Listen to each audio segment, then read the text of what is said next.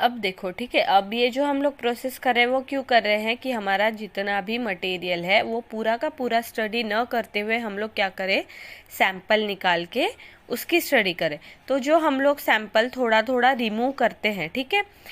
Remove करने के लिए दो मेथड है, एक तो रैंडम मेथड होती है, एक तो सिस्टमैटिक मेथड होती है। वो हम लोग थोड़ा आगे पढ़ेंगे। तो जो भी मेथड हम लोग यूज़ करेंगे हमारा सैंपल कलेक्ट करने के लिए, तो उस वे से जब हम लोग हमारा सैंपल कलेक्ट करते हैं उसके बाद हमें क्या करना होता है, एक बार हमने सैंपल कलेक्ट कर लिया उसके बाद हमें क्या करना होता है, वो सैंपल को मिक्स करना होता है। तो जो मिक्स करके जो सैंपल बनता है उसको क्या बोला जाता है, ग्रॉस सैंपल बोला जाता है, ठीक है।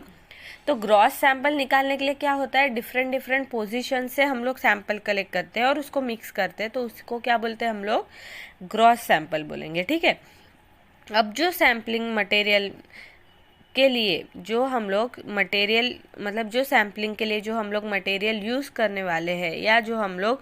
मटेरियल लेने वाले हैं, तो हमें उसका कैसा एनालिसिस करना है उस पे ही क्या डिपेंड होता है, हमारी टेक्निक यूज़ होती है। देखो, the procedure follow in sampling a given material mainly depend upon, मतलब हम सैम्पलिंग किस चीज़ के लिए कर रहे हैं या हमारा पर्पस क्या है सैम्पलिंग करने का, ठीक है।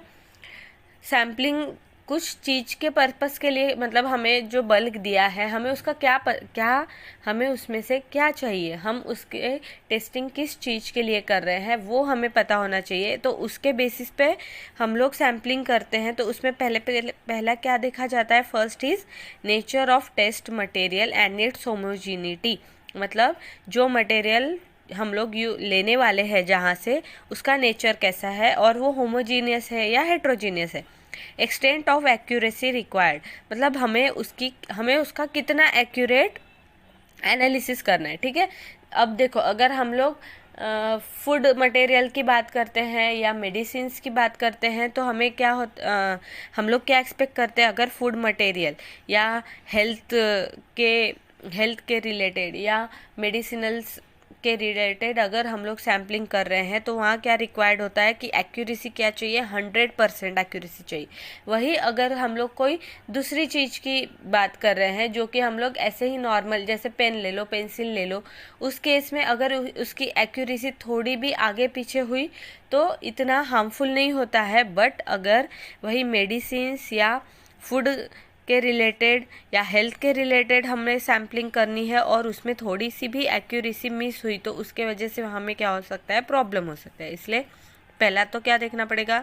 नेचर ऑफ मटेरियल, फिर हमें देखना पड़ेगा एक्सटेंट ऑफ एक्यूरेसी, उसके बाद the cost of product to be manufacture from material, मतलब जो मटेरियल हम लेने वाले हैं उससे जो प्रोडक्ट बनने वाला है तो उसका कॉस्ट, ठीक है। एनालिसिस कर रहे हैं तो कोई भी कंपनी वाले जब एनालिसिस करवाएंगे तो वो यही देखेंगे कि उनका प्रॉफिट होना चाहिए, ठीक है, वो लॉस में कभी नहीं जाएंगे। तो इसीलिए जो हमें